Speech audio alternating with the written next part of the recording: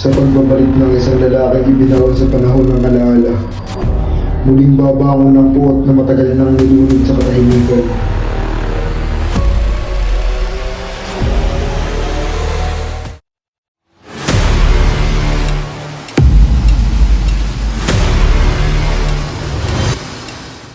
Si Simon, ang marangyang alaherong kinikilala sa mga bulwagan ng kapangyarihan.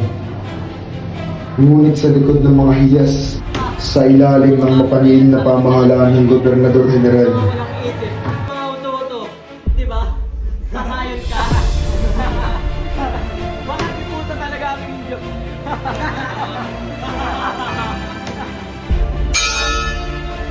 Panginoon ko, alang-alang kay Basilio, tulungan niyo po ako. At sa aming nakapangyarihan ng mga praile, tulad ni Padre Camora, unti-unting nilulunod ang bayan sa takot, katahimikan at walang pag-asa.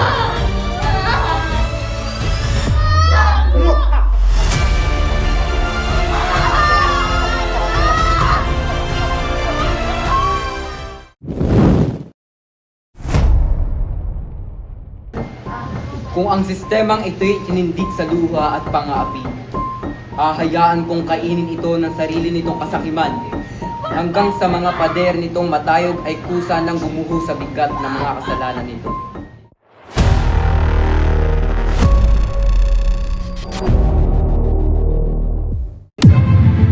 Hanggang kailan mananatiling tahimik ang bayan? Hindi lahat ng laban, kailangan daanin sa mundo.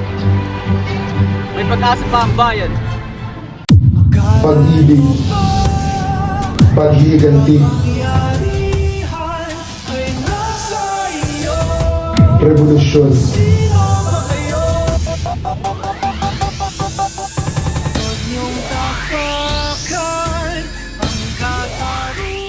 Ave Maria, Gracia plena, Dominus tecum, benedictum, in mulieribus, et benedictus fructus ventri tuum, Jesus. Santa Maria Mater Dei, ora pro nobis peccatoribus, nunc et in hora mortis nostre. Amen. Nos vengaremos, María. Todos ellos morirán. Los mataré.